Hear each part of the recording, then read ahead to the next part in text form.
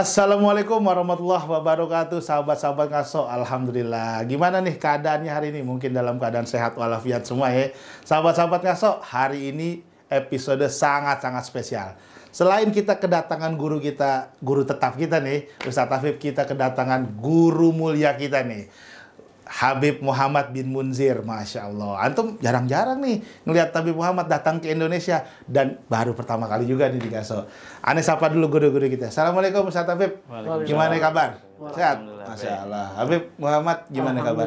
Masya Allah Habib, aneh canggung-canggung gimana, tapi rindu sebenarnya nih Bib, antum Bib. Jarang-jarang datang ke yang Indonesia. Yang canggung bukan antum doang, ada canggung di sini. Jadi canggung ya. Karena kita jarang ngelihat beliau duduk begini juga jarang. Selama ini beliau di Yaman, kita ngelihat di sosial media Habib Muhammad. Tapi alhamdulillah, emang udah Allah atur kita hari ini ada di sini, Ustaz. Tapi sebenarnya beliau bukan tamu ya. Bukan tamu, tuan rumah. Tuan rumah. Hakikatnya tuan rumah. Kembali gitu. ke kampungnya. Kembali ke laptop. Rumahnya. Ke rumahnya. Alhamdulillah sahabat-sahabat ngaso, hari ini sebenarnya kita punya episode spesial, yaitu adalah membedah tentang maulid lahirnya Nabi. Bahkan ada antum juga sering merayakan maulid di majelis-majelis ta'lim antum, di musola, di berbagai tempat, tablik akbar. Kita akan lihat dari segi keilmuan, dan kita akan lihat juga dari kecintaan dari Tarim nih. Nanti kita bahas di segmen-segmen selanjutnya. Sebelum kita masuk ke sana, Anda mau punya pertanyaan dulu nih Ustadz.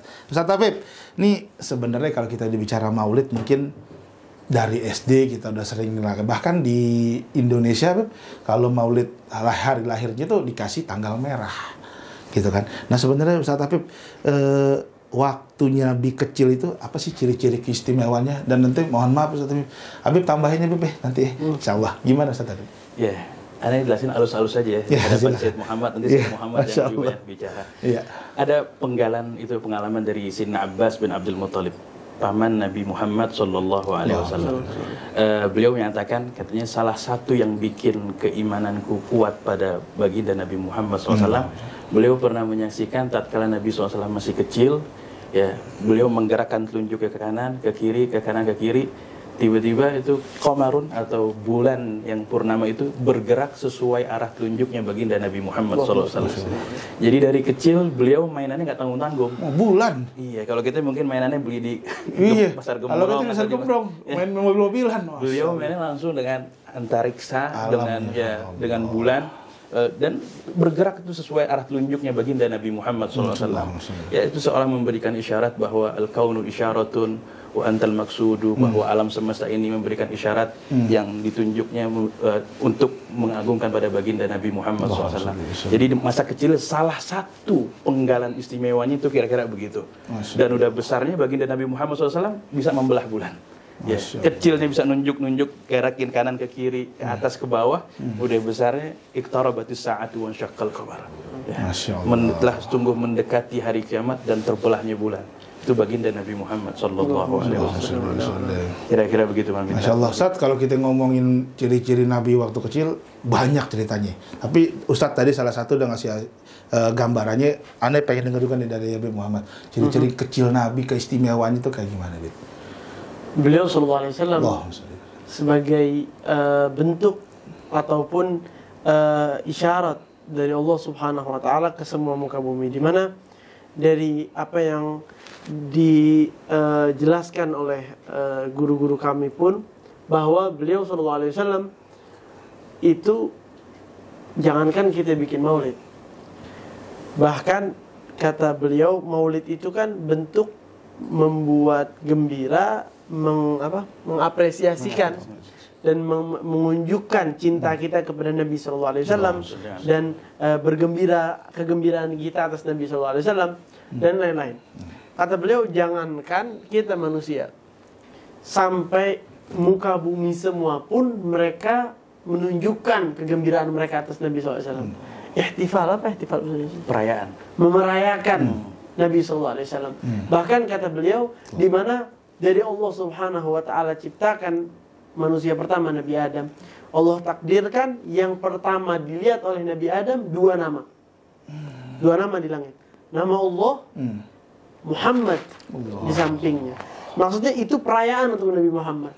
Bahkan di setiap tiang-tiang di surga, di setiap kayak kalau misalkan kita ke hotel, itu kan suka ada nama hotel tuh di mana-mana. Nah, begitunya la ilaha illallah Muhammadur Rasulullah. Nama Allah sampingnya nama Nabi SAW. Dan itu semua bentuk menselebrasikan Nabi SAW dan kedekatan Allah dengan Nabi SAW. Jangankan lahirnya, ini Nabi belum lahir. Belum lahir, masih belum Nabi lahir. Adam ceritanya. Bahkan Nabi Adam bermaksiat, itu aturan dari Allah Subhanahu wa taala, takdir Allah. Setelah itu Nabi Adam maksiat, diampuninya melalui bersyafaat, meminta tolong ataupun bertawasul dengan nama Nabi Muhammad SAW. Dua lagi. Allah SWT bilang apa? Kalau kau beristighfar dengan Nabi Muhammad, aku akan mengampuni untuk kakek, maksudnya Nabi Adam, dengan cucunya Nabi Muhammad SAW. Walaupun Nabi Muhammad belum ada. Belum lahir. Bahkan dikatakan oleh Sayyidina Umar, Nabi Adam itu membawa cahaya di jidatnya, terang. Di waktu dia menikah dengan Siti Hawa, dan Siti Hawa mulai menghamili anaknya, Sayyidina Syith ibn Adam, itu anaknya Nabi Adam yang garisnya Nabi Muhammad SAW. Itu cahayanya pindah ke istri Nabi Adam selama hamil. Habis lahir pindah ke jidat anaknya. Dan begitu terus sampai ayah-ayah Nabi Muhammad, sampai Nabi Muhammad SAW. Lahir beliau. Beliau lahir, semua apapun menselebrasikan lagi di kelahiran Nabi SAW. Di mana api yang sudah ribuan tahun gak padam, itu padam di Persia.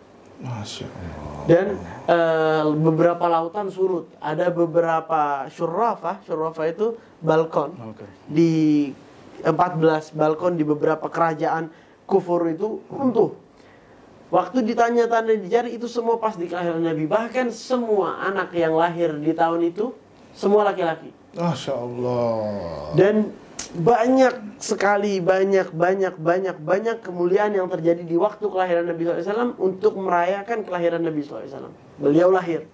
Setelah itu beliau besar dan dikatakan oleh Sayyidina Umar, ini di dunia. Bahkan ribuan semua makhluk hidup merayakan Nabi SAW. Kelahiran beliau atau apapun, yang penting merayakan Nabi Muhammad. Setelah seorang wafat, masuk di kubur. Pertanyaan pertama, man rabbuka? Kedua, man nabiyyuk? Siapa nabimu? Itu merayakan Nabi Muhammad SAW. Maksudnya, terus di dunia setiap 5 waktu, asyhadu an la ilaha illallah, asyhadu anna Muhammadar Rasulullah. Perayaan Nabi Muhammad lagi. Tadi di kuburan, sampai dikubur, di akhir dibawain, seorang itu dibawain foto. Dibawain foto. Ditanya, ma ilmuka bihadzal rajul? Dibawain foto atau ditunjukkan kepada dia? Dan ditanya, apa pertanyaannya? Apa pengetahuanmu tentang sosok ini? Kalau orang kafir dia bilang, ma'adri.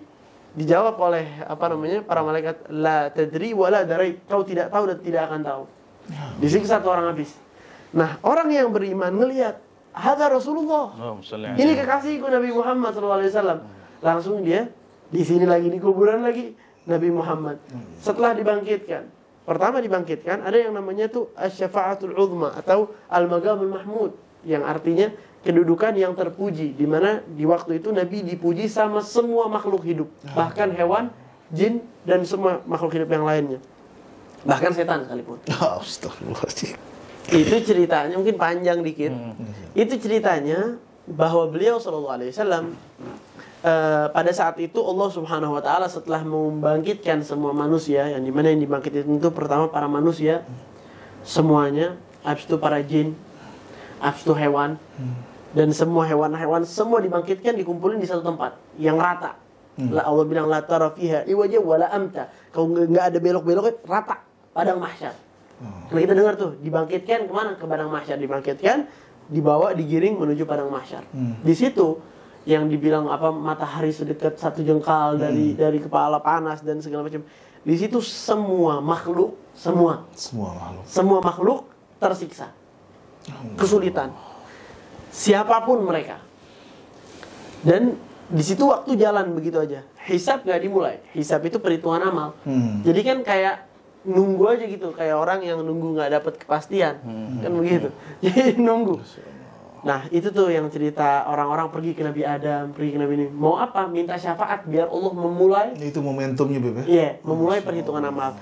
Di situ Nabi meminta, Nabi yang satu-satunya yang punya kemampuan yang Allah takdirkan untuk meminta syafaat buat semua makhluk hidup tadi.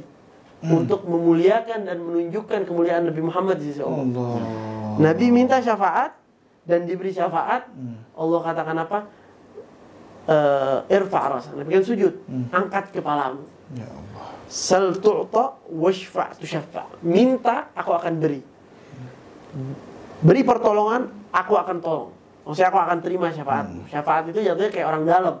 Minta apa namanya? Ya, pertolongan. bantuan. Iya, minta bantuan. Jadi kayak dia ke bos, ini dong kerjain. Nah, maju masuk ini orang. Kayak begitu, minta syafaat. Jadi kayak ya Allah, ini orang di neraka, selamatin, diselamatin. Kan begitu. Maksudnya dia, itu namanya syafaat tuh begitu.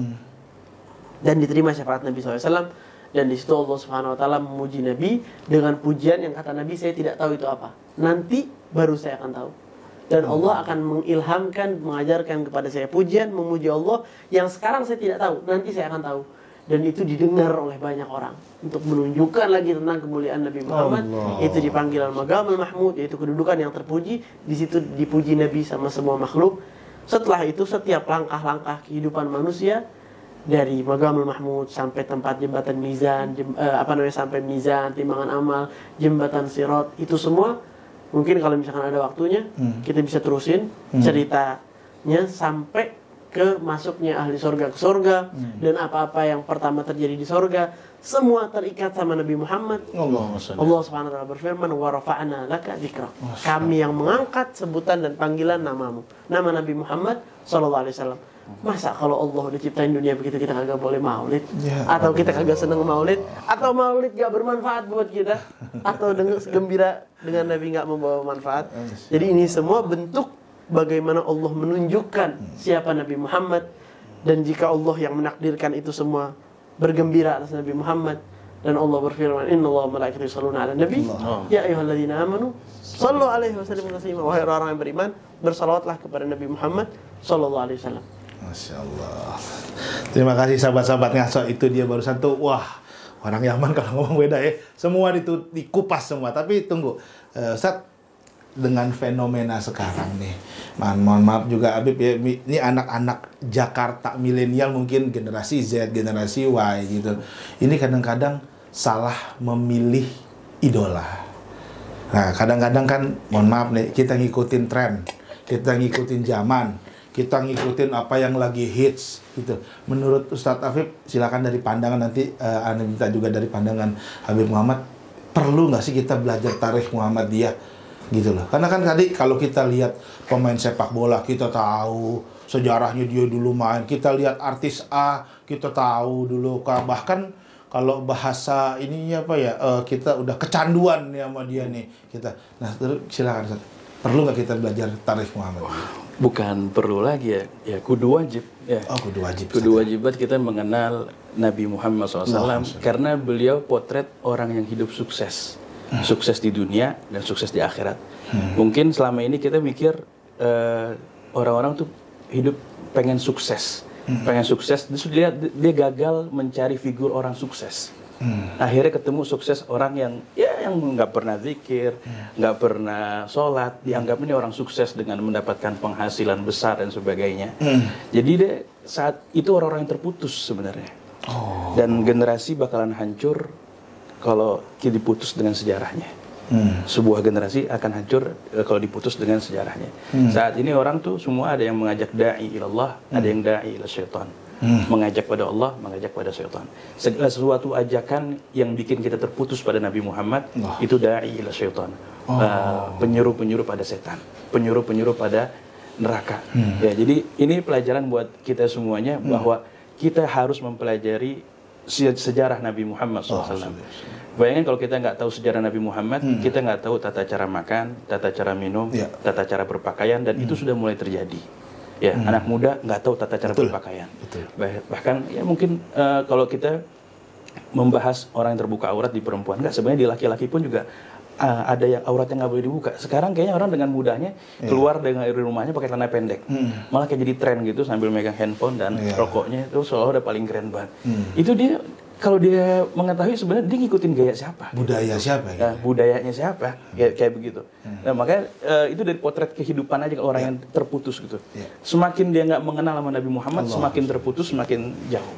Tapi kalau dia mengenal Nabi Muhammad, dia bakalan mengetahui gimana ya tata cara makannya, gimana tata cara minumnya, gimana tata cara berpakaiannya, gimana tata cara berinteraksinya.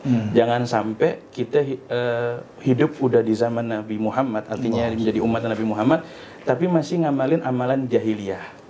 Nah, jadi jahiliyah era modern. Jahiliyah era modern. Nah, ini yang bahaya kayak jahiliyah gini kan. Era modern. Jahiliyah di era modern. Mungkin telah dari zaman kegelapan menuju terang benderang, dari zaman jahiliyah dari zaman ontak ke Toyota, biasanya orang begitu kan. Ya, sekarang sebenarnya bisa jadi keburukan yang dikerjakan orang-orang jahiliyah masih banyak yang kita di pandangan kita banyak, ya kan? Yang dia berbuat fawahisnya zina dan sebagainya, bahkan sekarang ada LGBT. Masya Allah. Kemudian putus tali silaturahim. Itu kan zaman penjahiliyah, dikerjain juga sama orang zaman sekarang. Jangan sampai kita menghidupkan jahiliyah modern. Menghindari itu semuanya harus mempelajari sirah Nabi Muhammad SAW. Mungkin kalau kita suruh belajar langsung tentang sirah Nabi Muhammad capek. Tapi kita harus mendekati orang-orang yang punya ketersambungan dengan Nabi Muhammad SAW. Ya, salah satunya dari beliau nih, Sayyid Muhammad. Masya Allah. Ya, kira-kira begitu minta. Masya Allah. Terima kasih Guru. Dari Habib sendiri, perlu nggak kita belajar tarikh Muhammadiyah? Karena makin kesini tuh budaya-budaya, takutnya kita salah pilih idola gitu, Habib. Gimana menurut Habib? Mungkin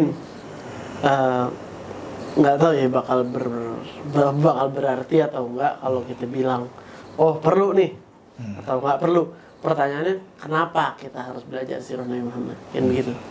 Maksudnya kalau orang ya kira-kira perlu nggak ya anak cari duit, pertanyaan kenapa harus cari duit, kan begitu. Karena punya kebutuhan. Nah begitu, begini sekarang seperti itu juga pertanyaannya, kenapa kita harus belajar sirah Nabi Muhammad? Kenapa kita harus milih Nabi Muhammad daripada orang lain? Kenapa? Apa masalahnya dengan kita memilih idola lain? Ataupun kita ngelihat orang yang menurut kita keren, pakaiannya keren, gayanya keren, kita bilang, yo ini gue demen nih orang. Kenapa kita nggak bisa ngikutin mereka? Apa yang mengharuskan kita buat mendengarkan ajakan-ajakan orang-orang yang bahkan ngajak kepada Nabi SAW. Nah, kan begitu. Rasa mungkin pertanyaannya. Jadi bahwa menunjukkan pentingnya atau sebab kenapa kita harus memerhatikan kepada ajakan-ajakan Nabi SAW, sirah Nabi dan cerita Nabi Muhammad, itu rasa penting untuk diajarkan kepada umat secara umum, kepada saudara-saudara kita, orang yang kita cintai sekeliling kita. Karena di awal dan akhir sering sekali saya bicara ini, nggak sering sih, mungkin ini yang ketiga kalinya di sisi banyak orang, dan tetap karena saya sebut karena orang banyak nggak ngerti. Orang maksudnya nggak di semua, maksudnya gimana ya, nggak semua orang tahu. Dan mungkin kalau seseorang mikirin, dia ada menyadari di dalam dirinya ada, tapi nggak disebut. Nah, pertanyaan sekarang, saya beli handphone, kan begitu. Dia bilang nih, saya beli handphone. Ini handphone ini saya pengen pakai buat ganjelan pintu. Boleh nggak? Ya kalau udah dibeli mah bebas, Beb. Bebas kan? Bebas. Tapi jatuhnya saya salah nggak? Salah, karena bukan kegunaannya. Salah kan? Nah ini tanya sama diri sendiri, pikirin sendiri. Maksudnya bukan arti gimana? Kita salah pakai ini handphone buat ganjel pintu. Karena apa? Karena kita melanggar aturan yang bikin handphone. Tapi handphonenya udah punya kita. Lu bebas. Mau beli 10 terus jadiin kayak karpet, nggak apa-apa. Mau dibeli terus ditaruh di blender, nggak apa-apa. Kan kembali pada lu. Karena ini punya sendiri. Oke. Ini masuk nih. Masuk. Sekarang cara paling benar pakai ini HP. Bagaimana? Ya, ngikutin aturan yang bikin. Kan yang bikin buat bikin apa? Buat komunikasi. Buat begini, buat begitu. Kemarin tuh sempet rame tuh yang bikin Apple bilang buat apa namanya, jangan lama-lama pakai HP. Kan lucu. Mestinya dibikin baterainya setengah jam sekali mati. Kan begitu. Maksudnya yang bikin HP itu, yang bikin handphone, yang bikin kamera, yang bikin segalanya bawa aturan. Kan begitu untuk menggunakan HP. kita bisa makin HP ini secara optimal, semakin kita teliti dalam mengikuti aturan dia. Aturan pakai handphone. Sekarang semua orang ini ngerti handphone. Dulu saya ingat, kalau mau beli beberapa barang itu, apalagi barang yang mahal tuh, ada datang salesnya ke rumah. Kan begitu. Ataupun kadang kita lihat di TV. Ya kan? Apa yang di TV itu ngasih tahu cara pakainya. Sebagai dia nyontohin, seakan dia punya rumahnya kotor. Dia pakai itu. Sering kita lihat di iklan. Kan begitu. Cara pakai ini barang tuh gimana? Ada yang nyontohin. Biar kita bisa ngikutin. Betul. Kan begitu. Cara terbaik untuk menggunakan barang itu dengan semakin sempurna kita ngikutin ini orang yang memperagain, semakin sempurna kita pakai ini barang. Contohnya handphone, kan ada yang ngasih tahu jangan dipakai sambil dicas. Kan ada tuh, tapi jatuhnya kan nggak wajib banget. Jatuhnya sunnah lah. Maksudnya kalau butuh ya kagak apa-apa kan begitu. Atau misalkan handphone nggak tahu nih saya benar atau enggak, jangan dicas sampai full kalau iPhone, ntar baterai health-nya bisa turun. Kan begitu tuh. Ntar ada yang begitu-begitu, dan sebagian diiyain sama Apple-nya, sama yang bikin handphone. Boleh nggak sih nyebut merek di sini? Antum terserah, Habib. Kalau royaltinya masuk si ke Habib nanti. Begitu, merek-merek semua begitu. Dia ngebawa makin kita sempurna ngikutin ajaran ini, makin cakep. Kalau kita setengah-setengah, ya keuntungannya setengah-setengah dari ini barang. Ini barang harganya bakal setengah-setengah. Mobil begitu juga, cara maintenance-nya, cara merhatiinnya sampai akhir. Sekarang mobil, kalau maksudnya mobil atau handphone, kan kita lihat handphone-nya hebat banget ya. Coba kita bayangin sama manusia. Manusia nih bisa ngelihat, nggak perlu ngecas. Kan begitu, luka nutup sendiri. Dan kehebatan yang ada di tubuh manusia, jutaan miliaran sel yang ada di tubuh manusia, masa nggak ada sih cara pakainya? Terus kita mau pakai seenaknya gitu. Yang handphone yang semestinya dipakai buat komunikasi, buat jalan-jalan pintu. Nah sebagian orang begitu, dia bilang saya bebas, saya mau pakai nih handphone buat jalan-jalan pintu. Dia pakai dirinya buat hal-hal yang nggak semestinya. Ikutin cara pakai handphone lu, terserah. Badan lu, emang siapa yang bilang kita punya badan kita sendiri? Kan itu titipan. Ya, titipan. Udah titipan, mau seenaknya lagi. Kalau itu udah punya kita sendiri, pada aslinya kita zalim, kita jahat. Kalau kita pakai ini handphone bukan untuk yang penuntukannya. Iya, mobil nih kita beli, kita jahat, kita zalim. Kalau kita pakai mobil ini bukan semestinya. Kita beli sport car buat off road. Ya, bukan tempatnya. Jatuhnya kita akan orang lihat apa? Bahlul nih orang. Kalau nggak kebalik, dia beli truk buat bawa keluarga. Kan Jolim kali. Jolim. Katanya untuk nggak keluar dari itu. Nah, kan bahlul. Dia beli truk buat bawa keluarga, ya kan salah. Bawa keluarga, beli mobil yang gede, beli mobil yang cukup, beli mobil yang pas, Avanza, Innova, mobil keluarga, kan begitu. Jadi semua ada peruntukannya. Itu kita ikutin aturan manusia, masa aturan Allah kita nggak mau ikutin. Allah. Dan yang ngebawa ini aturan kepada kita, aturannya ada di Al-Quran dan di hadis. Ini cara pakainya yang benar. Nah, yang bawa siapa? Salesnya siapa? Rasulullah. Yang semakin sempurna ngikutin Rasulullah, kehidupannya lebih sempurna. Kehidupan ini kita ngelewatin beberapa tahap. Tahapan pertama sebelum kita ada, baru nyawa doang di di orang tua kita. Habis itu kita lahir, itu tahap. Habis itu kita masuk ke tahap-tahap setelah akil balik, setelah apa? Habis itu kita masuk ke tahap barzakh. Ada kehidupan lagi kan setelah dunia, di alam barzakh, di dalam kubur. Kita harus yakin itu. Setelah itu apa? Kita masuk ke tahap setelahnya, di kehidupan di padang mahsyar, sebelum masuk surga dan neraka. Setelah itu masuk ke surga atau neraka. Itu kan tahap-tahap kehidupan. Kita mau enak di semua tahap-tahap itu. Ikutin cara pakainya, beres. Kan gitu. Terus salesnya lagi Nabi Muhammad. Itu dikatain sama Habib Ali Habsyi. Dia bilang kita punya barang, kita punya bidha'ah. Bidha'ah apa tuh? Barang jualan yang nggak mungkin bangkrut. Salesnya Nabi Muhammad. Barangnya dari Allah Subhanahu Wa Taala. Cara pakainya dari Allah Subhanahu Wa Taala. Salesnya Nabi. Itu kenapa kita harus ngikutin Nabi. Contoh, kita kalau dengar kadang-kadang nih sering kita dengar bahwa di Al-Quran ada bilang begini-begini, ternyata benar. Kan sering tuh banyak kejadiannya. Ternyata fenomena ini di Quran ada. Di Quran ada. Oke. Terus ternyata kalau orang ngejalanin sunnah-sunnah ini ngebawa kesehatan untuk ini. Sunnah yang nyambung sama kesehatan. Itu banyak ribuan. Ternyata Kan dari gitu. dulu udah ada. Dari sunnah Nabi. Oh, dari sunnah Nabi. Contoh, coba tanya sama dokter. Salah satu sebab problem yang paling besar sebab penyakit di tubuh manusia perut. Betul. Kan begitu, betul. Perut. Nah, Nabi SAW ngajarin kita bagaimana kita makan, mengatur perut kita. Nabi SAW bilang, hasbubnu adamin luqaimat yuqimna sulbah. Cukup untuk anak Adam beberapa suap yang ngebuat dia bisa berdiri. Maksudnya buat dia bisa beraktivitas. Yang dimaksud nggak usah makan banyak-banyak, kasarnya gitu. Ini sekarang kan dia bawa diet. Ini diet kan bawaan orang. Nabi udah ngajarin. Masya Selesai? Allah. Belum. Nabi Muhammad SAW bilang syarru ina'in mala'ahu ibni Adam batnih, atau kama qala SAW. Atau tempat yang paling buruk yang dipenuhin sama orang ini bisa jadi inak nih. Tempat nih yang paling kita isi kan. Kita penuhin.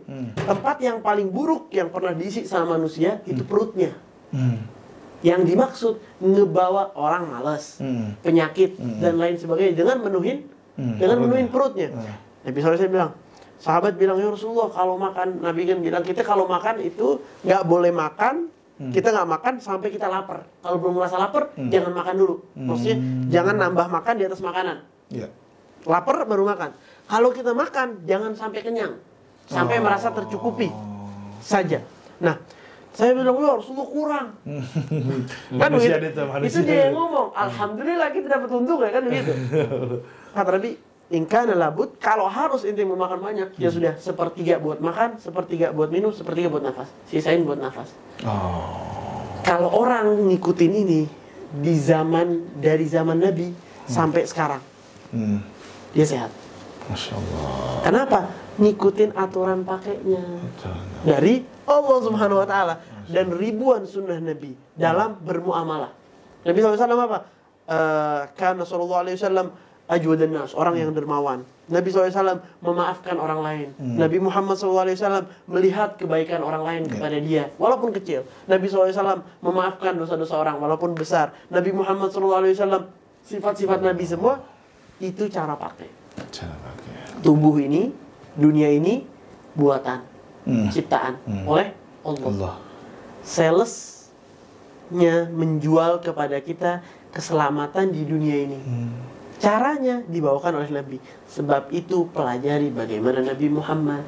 Masya Allah. Dan begitu. Mungkin kalau misalkan cara saya tabiin atau ngejelasin ini kurang jelas, tapi menurut saya ini kayak sudah cukup untuk orang yang berakal ngerti. Kalau dia meyakini bahwa ada Tuhan yang menciptakan, dan dia meyakini bahwa Tuhan itu nggak mungkin menciptakan dunia ini main-main.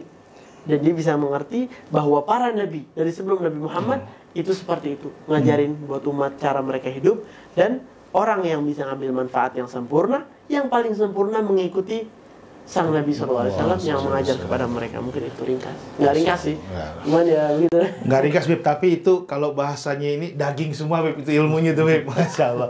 Sahabat-sahabat Ngaso, kita akan jeda sejenak, tapi sebelum kita jeda sejenak, nanti kita ada beberapa pertanyaan.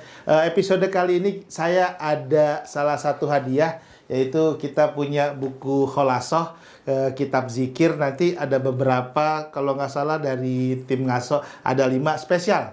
Ini kitab Kholasoh yang ada tanda tangannya Habib Muhammad. Nah, nanti bagaimana caranya kita akan umumkan setelah yang satu ini. Jangan kemana-mana sahabat Ngaso, setelah yang satu ini. Assalamualaikum warahmatullahi wabarakatuh.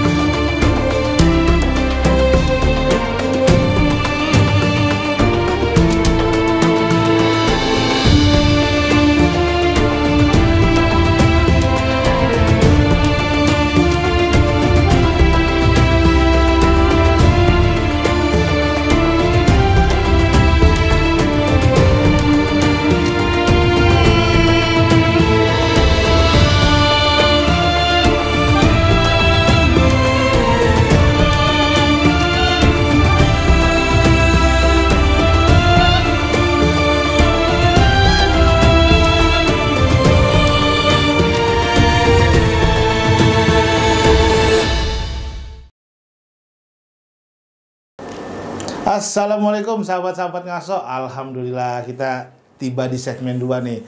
Sebelumnya saya salah satu host ngaso mau mengumumkan nih, Majelis Rasulullah kita bikin tablik akbar jam 6 pagi di Masjid Atin tanggal 27 September.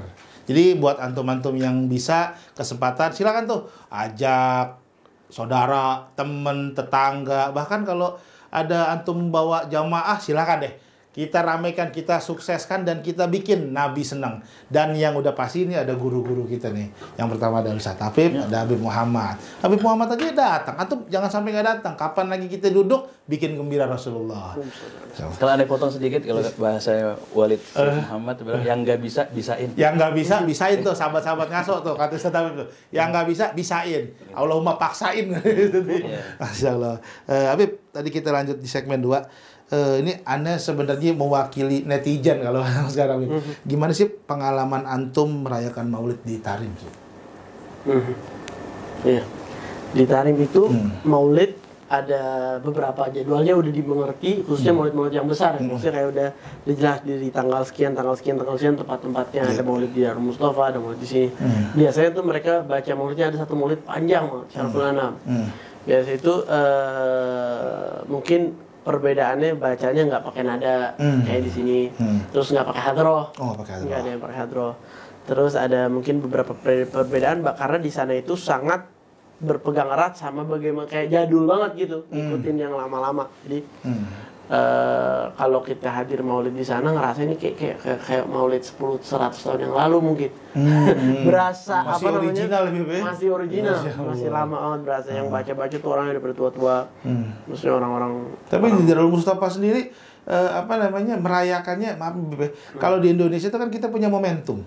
Momentumnya 12 Rabiul Awal itu secara kalender Indonesia tuh dikasih libur tanggal merah dan hampir semua orang tuh merayakan serentak. Kalau di sana gimana?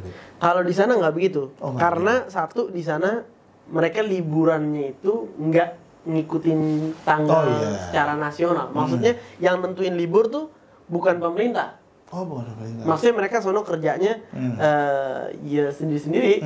Maksudnya kayak lebih ke zaman dahulu kan orang kalau kerjaannya dia nyangkul, ya kapan dia mau libur ya libur. Kan begitu sistemnya. Banyak ataupun mayoritas di sana seperti itu. Jadi kayak misalkan nih tukang sama mandornya, ya udah mereka udah besok Maulid nih, udah libur begitu aja. Jadi dan waktu kerja mereka itu nggak kayak di sini. Jadi mereka ngambil biasanya waktu Maulid itu di luar waktu-waktu kerja itu. Jadi mereka bisa hadir, yang mau hadir bisa hadir di semua Maulid tadi. Nah di Darul Mustafa dia selain ngikutin Maulid tradisional bikin yang modern.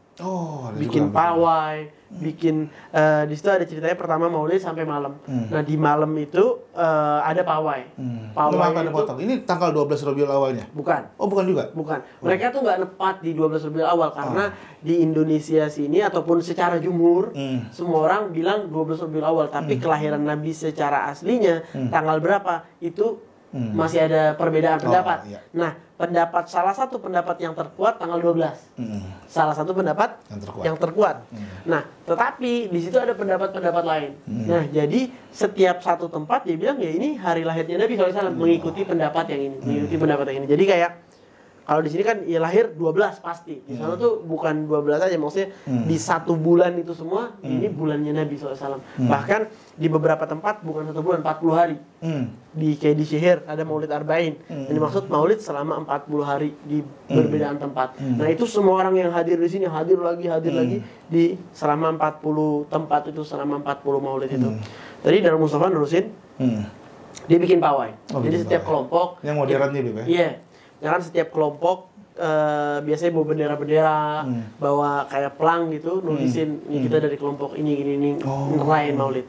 Nah, itu biasanya sampai ratusan kelompok. Ada kelompok yang mewakili tempat. Misalkan nih kelompok Bekasi masuk, kelompok nanti dari jadi orang-orang yang datang dari Bekasi ngumpul masuk. Nah, di situ dikasih waktu biasanya beberapa menit bisa acting. Acting, Bib. Oh, Acting. Jadi depan teatrikal. Iya, jadi depan Habib Umar ada panggungnya Habib Umar, di depannya kanan kiri itu orang semua, disiapin jalannya. Orang yang biasa lewat aja, dilihat sama semua itu. Nanti yang udah lewat ngumpul sama orang-orang yang udah ada. Nah, sebagian dikasih momen itu.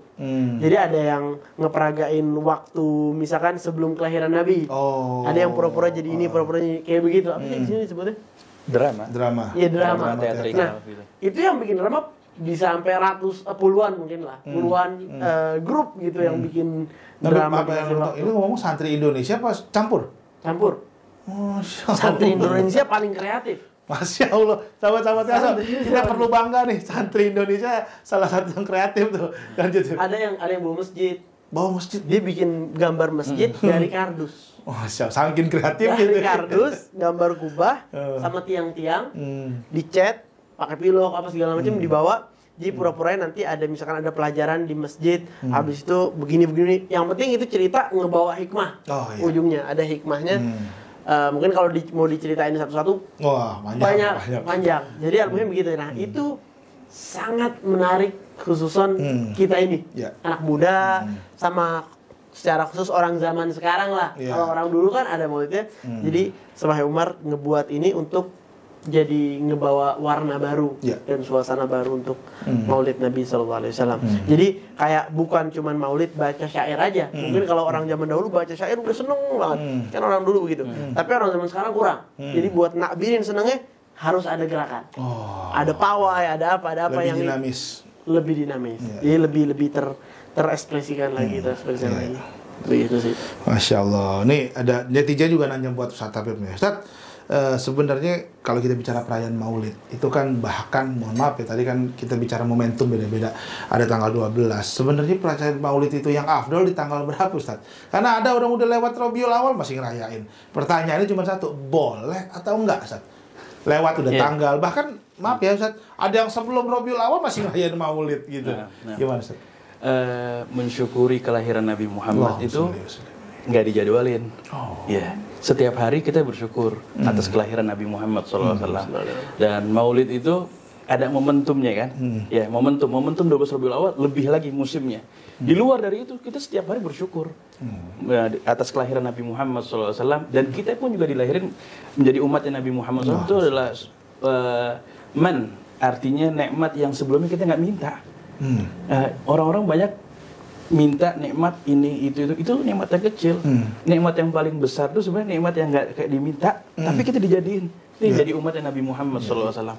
Maka mensyukurinya itu nggak dibatasin dengan waktu, nggak dibatasin dengan waktu. Jadi boleh-boleh aja. Boleh-boleh aja, sah-sah aja. Makanya tadi Sayyid Muhammad cerita, aneh keinget di Syihir itu 40 hari Maulid, 40 malam Maulid. Mereka itu ya Yaman itu bukan negara seperti kita. Mungkin dari sisi ekonomi bisa jadi Indonesia jauh lebih unggul dibanding Yaman. Tetapi di tengah keterbatasannya, mereka semua berupaya untuk bikin seneng yang hadir Maulid. Sampai-sampai tuh kita Maulid dibagiin apa coba? Cuman kopi atau susu kecil, gelas kecil, sama biskuit. Biskuit begitu doang, udah selesai. Coba kalau kita di Indonesia bikin Maulid pakai biskuit doang, kira-kira gak? Nggak ada kebuli nih. Panitia nggak ada kebuli. Udah diserahin. Tapi semua mereka hadir, khusyuk, khidmat. Sampai kita pulang tuh 40 hari itu ngumpulin biskuit banyak banget tuh. Ngumpulin biskuit banyak banget begitu. Jadi di tengah keterbatasan mungkin dari sisi ekonomi, mereka berusaha dengan caranya yang terbaik dengan caranya masing-masing. Masya Allah. Kira-kira begitu. Masya Allah.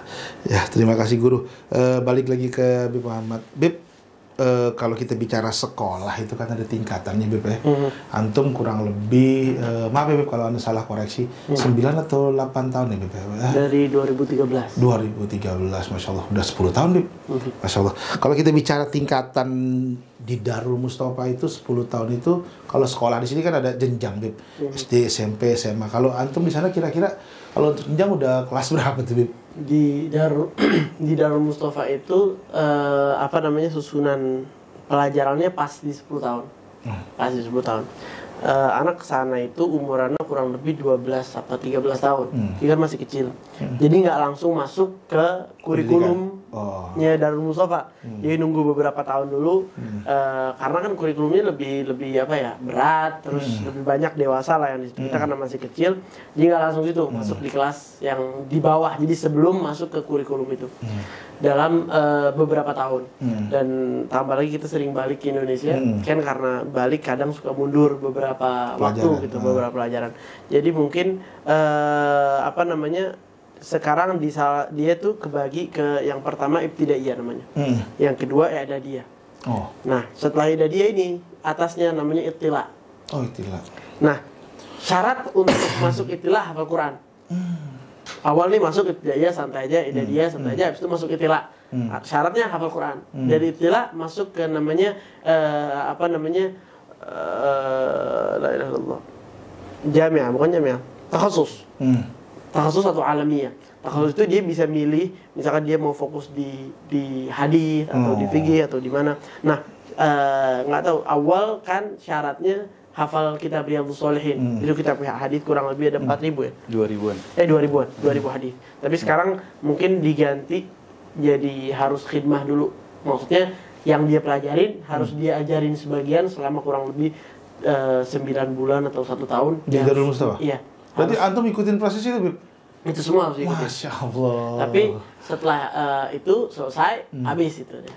Sistem kurikulumnya habis. Dan banyak yang udah selesai masih di sana untuk ngambil nambah di mana dan di mana. Maksudnya waktunya cukup panjang dan kita juga ngikutin itu karena kita ngikutin apa yang diarahin aja sama Guru Mulia Sidil Habib Omar.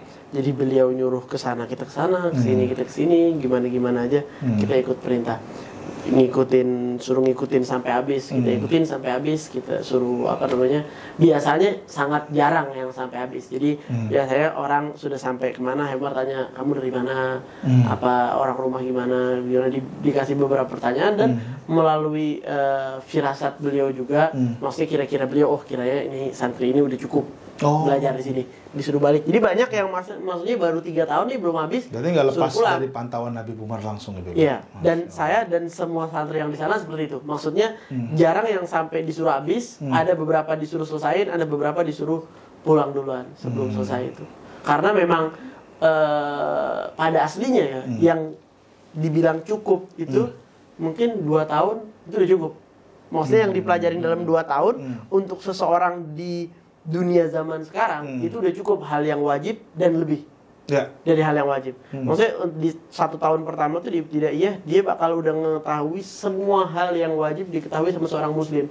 Sedangkan di luar sana itu banyak sekali orang yang belum tahu ini yang wajib. Jadi pada aslinya orang kalau belajar 1 tahun dan diambil benar-benar dia keluar, itu udah dia udah dibutuhin di banyak tempat. Apalagi diambil tahun-tahun setelahnya. Masya Allah, itulah tadi pengalaman-pengalaman. Ustaz, balik lagi nih, ada pertanyaan juga nih. Sebenarnya nanti Habib juga akan jawab. Ustaz, banyak orang yang bahkan dilematis ya. Sebenarnya mungkin kita bicara umumnya. Kita banyakin zikir, apa banyakin sholawat sih? Nah, silakan Ustaz. Jadi kalau kita ada Abdul nih, mungkin ini bukan pertanyaan jebakan Ustaz ya. Ini murni ada yang nanya gitu. Silakan dijawab Guru. Nanti Habib juga jawab. Ya, itu dua-duanya kebaikan ya. Jadi mana yang lebih afdol? Ya dua-duanya ya bagus. Mana yang banyakin? Dua-duanya banyakin. Dua-duanya banyakin. Dan kalau kita bilang salawat sama zikir, salawat itu zikir. Salawat itu zikir. Ya. Ma yudhkarullah illa wan nabi ma'ahu. Tidak disebut nama Allah terkecuali Nabi menyertainya. Dan ketika kita bersalawat pada Nabi Muhammad, kita juga mengingat Allah Subhanahu wa taala. Ketika salawat itu bukan berarti kita langsung salawat, tapi minta sama Allah dulu. Allahumma salli ala Muhammad. Ya Allah, curahkan salawat pada Nabi Muhammad. Ya Allah, curahkan salawat pada Nabi Muhammad. Kenapa? Karena kita nggak pantas sekali mungkin langsung nyampein kepada Rasulullah, tapi minta sama Allah. Allahumma salli ala Muhammad. Ya Allah, salawat pada Nabi Muhammad SAW. Dan pasti salawat itu diterima. Kenapa? Pasti selalu dikabul. Karena Allah selalu senantiasa bersalawat pada Nabi Muhammad SAW. Kita dalam keadaan gimana pun juga kita minta, ya Allah, limpahkan salawat pada Nabi Muhammad. Nah, Allah selalu melimpahkan selawat dari dulu sampai sekarang dan seterusnya. Bersalawat pada baginda Nabi Muhammad SAW. Jadi jangan menjadi pilihan mana yang lebih baik, baca Quran atau baca selawat. Dua-duanya baik, dua-duanya mulia. Mana banyak? Dua-duanya banyakin. Ya. Mungkin kalau ada orang yang bilang Quran, nah Quran mulia. Tapi ente ingat dalam membaca Quran itu butuh cahaya. Coba kalau kita buka lembaran Quran di tengah-tengah, lampu mati semuanya, ente bisa baca Quran nggak? Nggak bisa. Ya butuh pencahaya, butuh cahaya. Nah cahaya itu cahaya kecintaan pada Nabi Muhammad. Laqad ja'akum minallahi nurun wa kitabun mubin. Yang pertama disebutkan nur. Sungguh telah datang pada kalian nur, cahaya Nabi Muhammad, dan kitab yang membawa penjelasan. Jadi cahaya pada Nabi Muhammad. Orang ada yang baca Quran sementara di dalam hatinya dia mengatakan orang tua Nabi Muhammad benar, sahabat Nabi dilaknat, ahlul bait Nabi terputusnya, itu bahaya yang kayak gitu. Ya. Kira-kira begitu. Rubbatalil Quran wal Quran yal'anuh. Bisa jadi ada orang yang membaca Quran tapi Quran melaknat dirinya. Nah, kira-kira begitu Bang Bintang. Jadi dua-duanya baik, dua-duanya mulia. Tadi Syed Muhammad tambahin lagi. Bib, tambahin Bib. Mana yang lebih afdol nih Bib? Kadang-kadang kan orang banyakin zikir, banyakin sholawat gitu. Silakan Bib. Mungkin ya Allah, mungkin di sini itu lebih cocok tergantung waktunya. Contoh gini. Al-Quran paling mulia kan? Paling mulia. Karena kalamullah. Kita kalau setelah sholat maghrib lebih mulia baca Al-Quran atau sholat 2 rakaat ba'diyah? Setelah maghrib, ba'diyah. Ba'diyah. Karena Nabi sholat ba'diyah. Bukan baca Quran. Baca Quran iya, tapi setelah sholat ba'diyah. Sebelum subuh, Nabi kan bilang rakaatil fajr khairun minad dunya wa fiha. 2 rakaat sebelum subuh lebih baik daripada dunia dan seisinya. Oke, enggak, saya mau sholawat aja deh. Sholat kan mulia. Iya, sholat mulia. Tapi waktunya. Maksudnya, sekarang kita harus ngisi semua waktu kita sholawat. Terkecuali apa yang sudah datang bahwa Nabi di waktu ini melakukan hal ini. Iya. Khalas. Itu tertutup pintu. Nah, jadi maksud kita, tadi di awal, di pertanyaan awal, paling benar ngikutin siapa? Ngikutin Nabi SAW. Nabi SAW pernah didatangin sama salah sahabat. Dia bilang, ya Rasulullah, maksudnya saya cinta sama engkau ya Rasul, saya akan bersalawat kepadamu di setengah waktu saya, di setengah waktu kosong saya. Nabi SAW berkata, fa in zitta fa huwa khairul lak. Kalau kau tambah itu lebih baik. Ya Rasulullah, saya bakal salat di 2/3 waktu saya. Rasulullah bilang, fa in zitta fa huwa khairul lak. Kalau kau tambah, ya itu kebaikan untukmu. Dia bilang, kok begini nih? Dia bilang, ya Rasulullah, semua waktu kosong saya isi dengan salawat. Nabi SAW, nah cukup. Maksudnya itu yang dicari. Yang dimaksud, yang terpenting adalah jangan sampai sesaat lewat kita lagi sibuk, kita lagi lalai, nggak zikir. Nah, entah sholawat itu zikir melalui Nabi Muhammad. Itu ada rasanya. Buat orang yang ngerasain. Insya Allah kita semua nggak diharamkan seperti itu. Dan istighfar juga ada rasanya. Tahlil juga ada rasanya. Maksudnya la ilaha illallah, zikir ada rasanya. Dan tahmid, alhamdulillah juga ada rasanya. Takbir, Allahu Akbar, ada rasanya masing-masing. Dan setiap rasa-rasa itu jalan kepada Allah Subhanahu wa Ta'ala. Dan kita nggak tahu Allah nyembunyiin jalan yang Allah kasih itu gimana. Kan begitu. Kita nggak tahu. Satu ceritanya ajib. Satu habaib. Orang soleh, dia punya santri banyak.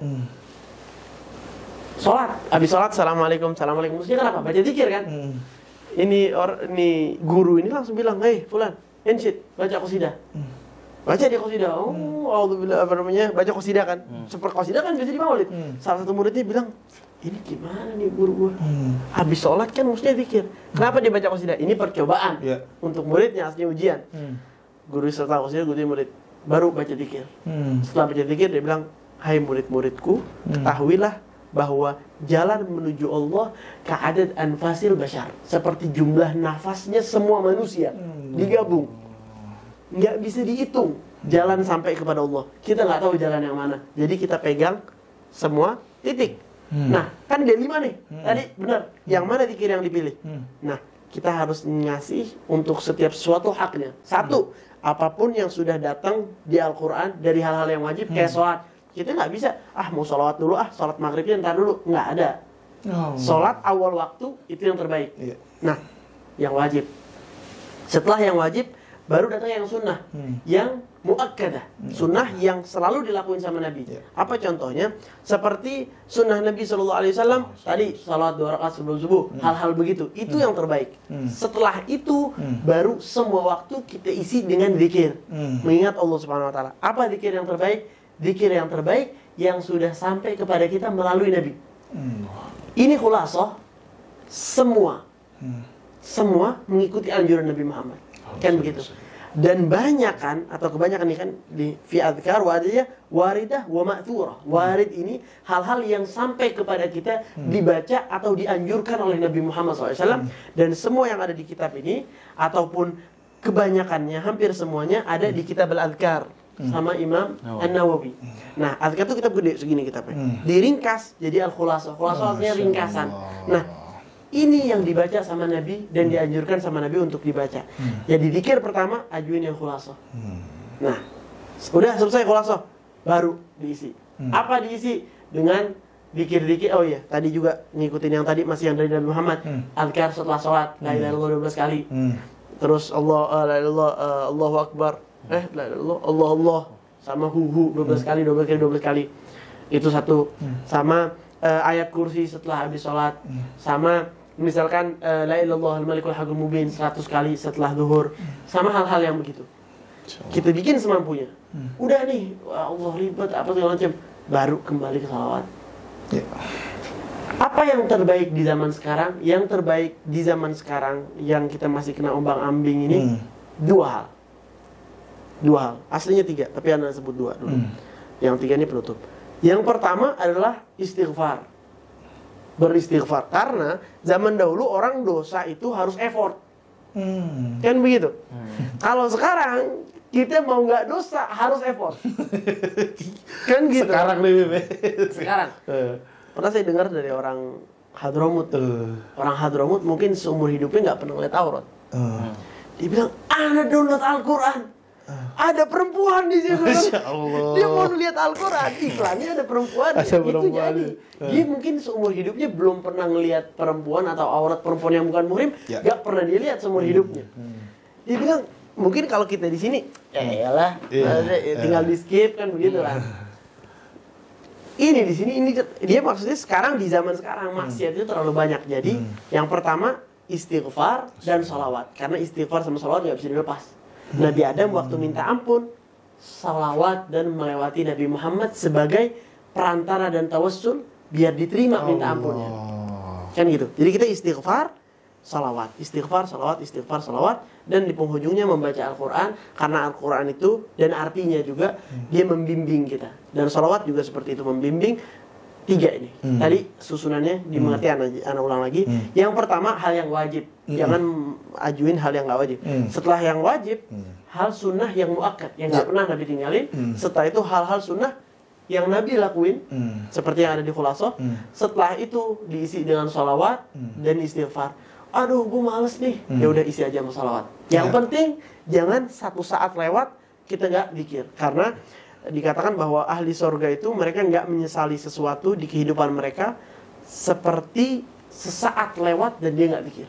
Karena waktu kita zikir itu selalu tercatat sama malaikat, dapat untung terus, nggak berhenti. Jadi begitu. Wallahu subhanahu wa ta'ala. Masya Allah. Sahabat-sahabat ngaso, ini enaknya nih kalau kita ngedatengin 2 narasumber nih. Anda jadi kayak punya 2 matahari, sumber ilmu. Tadi Ustaz Afif ringkas dengan bilang katanya, jangan dipilih mau sholawat, mau istighfar, dua-duanya hal baik lakukan. Tadi Habib Muhammad bilang hal-hal yang baik jangan dilakukan, tapi menggadaikan yang wajib. Mungkin antum bisa cerna sendiri deh. Tapi alhamdulillah kita sahabat-sahabat ngaso dapat ilmu yang bukannya banyak lagi, super banyak nih.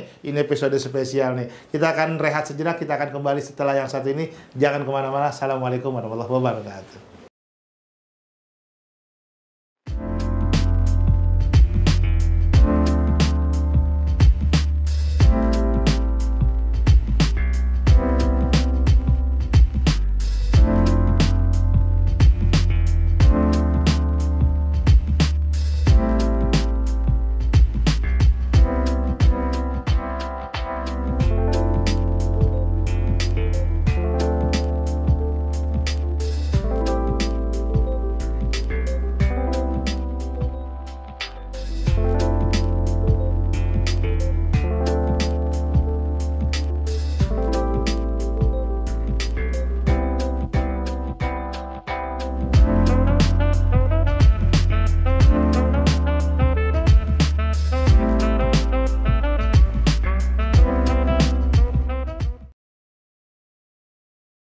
Assalamualaikum sahabat-sahabat ngaso. Masya Allah, udah segmen 1 kita ngomongin ilmu, segmen 2 ilmu daging. Wah semuanya deh dari 2 sumber guru kita deh. Akhirnya waktu juga yang akan memisahkan kita. Sahabat-sahabat ngaso yang lagi di jalan, yang lagi di rumah, yang lagi nonton YouTube ini, pantau terus Majelis Rasulullah, pantau terus sahabat-sahabat ngaso tiap hari Rabu jam 5 sore. Ana akan penuhi janji Ana yang tadi adalah kita akan membagikan kitab khulasoh zikir di sini yang secara khusus akan ditandatangani langsung oleh Habib Muhammad, tapi untuk mendapat ini ada caranya. Nanti di akhir program Anda ceritakan. Sebelumnya kita akan simak dulu closing statement dari Ustadz Habib. Ustadz silahkan Ustadz, kesimpulannya Ustadz. Nah, kita masih di musim Maulid Nabi Muhammad SAW. Gak ada salahnya kita terus menghadiri maulid-maulid, majlis yang mengingatkan kita pada Nabi Muhammad SAW. Jangan pernah merasa cukup. Jangan pernah merasa cukup dengan amal soleh yang kita kerjakan.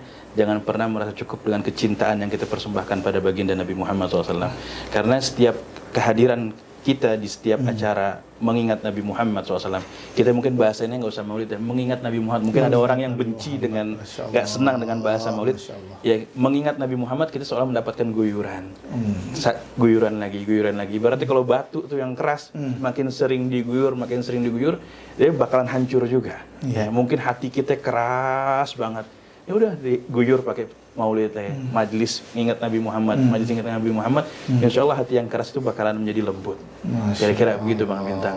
Dan kalau hadir maulid, ya kita nggak tahu bagusnya yang awal atau yang akhir, atau jangan pas lagi makan kebulinya doang. Ya, ada orang mau ujung makan kebulinya doang, udah kobul keluar kobuli gitu. Ngomongin aneh. Iya, karena umat Nabi Muhammad nggak tahu mana yang bagusnya nih. Bisa jadi berkahnya pas di awalnya, bisa jadi pas lagi baca di mahal qiyamnya, bisa jadi pas lagi tausiahnya, atau bisa jadi pas di nasi kebulinya. Nah, jadi dari awal sampai akhir kita hadirin. Serempet berkah. Masya Allah. Habib tambahin Bib, kesimpulan Bib tentang maulid ini Bib.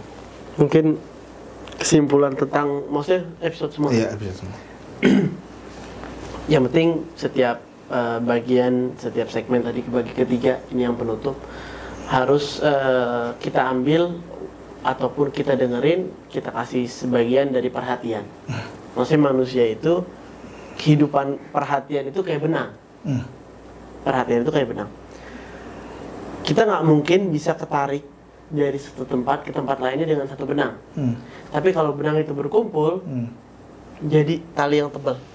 Tali yang tebal itu bukan satu, bahkan tali yang bisa narik, yang bisa ngangkat jembatan pun, kalau kita lihat kan itu ada beberapa kawat-kawat yang kecil yang ngumpul. Nah, yang dimaksud manusia ini di kehidupannya, ini mungkin umum, secara umum buat semua orang, buat semua topik, bukan hanya agama, bukan hanya ilmu, bukan hanya urusan kita dengan Nabi Muhammad, walaupun itu segala-galanya pada aslinya, tetapi untuk semua hal, hatta di urusan dunia juga, kehidupan kita itu penuh sama benang-benang. Nah, kita tinggal ngarahin apa benang yang mau kita ikat ke diri kita, dan benang-benang kita mau kita ikat kemana. Kalau dia ngumpul di satu titik, kita akan ketarik ke sana, sedikit demi sedikit. Dan di awal tadi, jadi saya minta kalau misalkan mau kembali dari sini membawa manfaat, kita semua insya Allah nggak berkumpul di sini buat diperhatiin orang ataupun dapat like atau lain sebagainya, walaupun itu baik. Itu baik, insya Allah. Tapi bukan itu yang dicari. Yang dicari gimana kita semua, dari saya dan semua kru dan tim, bisa keluar dari sini bawa manfaat, dan penonton juga. Nah, gimana cara dapatnya? Kasih perhatian di setiap segmen tadi. Di pertama kita ngebicarain apa tadi? Tentang sosok kecil Nabi Muhammad. Sosok Nabi Muhammad dan keistimewaan beliau. Setelah kita ngerti keistimewaan Nabi Muhammad, kedua kita tahu bagaimana tahap-tahap kita dalam melakukan kebaikan, apa yang harus kita dahului.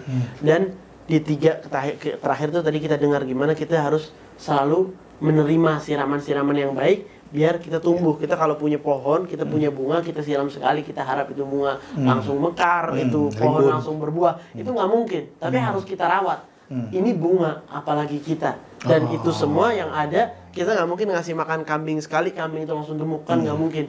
Itu hal yang zahir. Kita nggak mungkin ninggalin makan sekali badan langsung kurus, kan nggak mungkin. Ngadep sini aja. Habis itu saya juga ala kulli hal. Yang dimaksud kita nggak mungkin ngakuin suatu sekali langsung ada perubahan. Kan butuh step by step dan sedikit demi sedikit. Jadi jangan bilang saya hadir maulid kok kenapa saya masih maksiat.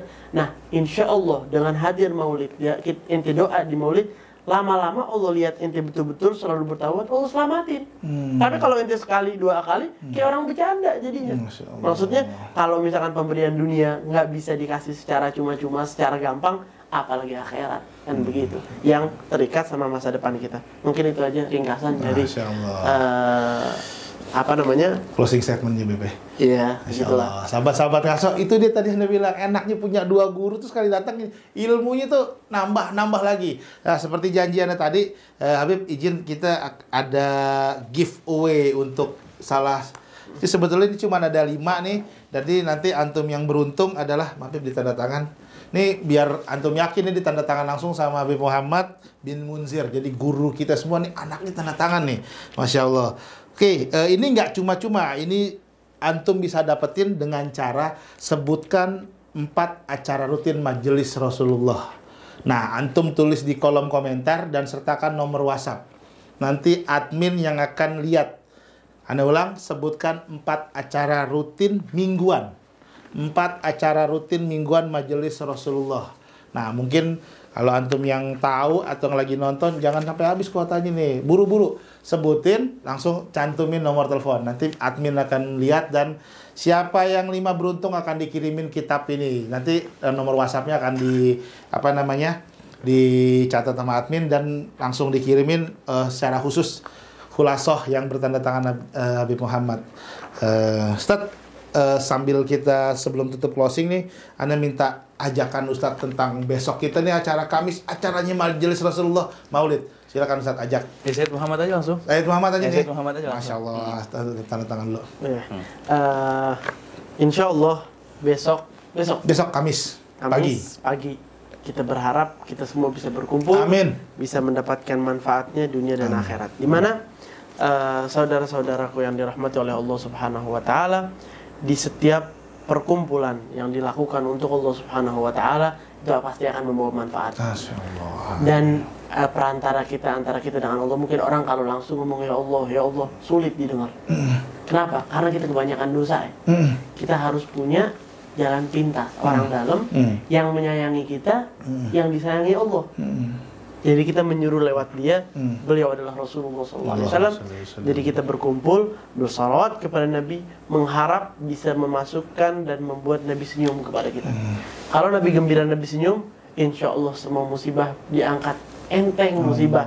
Kata Nabi SAW, tidak ada bala turun kecuali karena dosa, dan tidak diangkat kecuali dengan taubat. Taubat diterima dengan Nabi Muhammad SAW.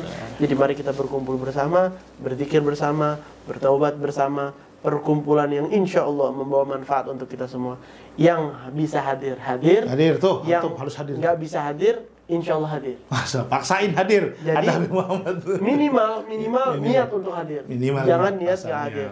Kita nggak bisa hadir, ajak teman-teman kita untuk hadir. Dia pergi, pahalanya jadi wasilah, jadi wasilah. Hadir, ajak teman-teman kita, kerabat kita, dan semua yang ada di sekeliling kita, insya Allah bisa bermanfaat dan bisa diingat di hari akhirat nanti. Ada banyak perkumpulan di surga yang mereka itu berkumpul bilang, oh iya, kita pernah berkumpul seperti ini di dunia, dan sekarang Allah kumpulkan kita di surga. Insya Allah kita akan, semua yang hadir, saya berharap bisa terjadi lagi perkumpulan itu terulang di hari akhirat nanti. Amin Allahumma amin. Sahabat-sahabat ngaso, itu dia tadi bincang-bincang kita di segmen 1, segmen 2. Banyak banget ilmu yang kita dapat, khususnya sangat bermanfaat buat Al-Fakir. Mudah-mudahan ini bisa menambah kecintaan kita, ketakwaan kita dengan kenal sosok Nabi Muhammad, dengan tahu ciri-ciri Nabi Muhammad, dan yang paling penting adalah tadi yang Habib bilang, fatabiuni, kita ikutin Nabi Muhammad. Mudah-mudahan kita nggak salah idola. Mudah-mudahan dalam acara ini yang baik jadi manfaat buat teman-teman. Saya pamit undur diri. Jangan lupa saksikan ngaso setiap hari Rabu jam 5 sore di channelnya Majelis Rasulullah. Dan jangan lupa juga besok tadi ajakan Habib hadir maulidnya di atin. Kita berkumpul, kita sama-sama doa, kita sama-sama munajat dan zikir. Mudah-mudahan kita semua dalam keadaan sehat. Saya pamit undur diri. Assalamualaikum warahmatullahi wabarakatuh.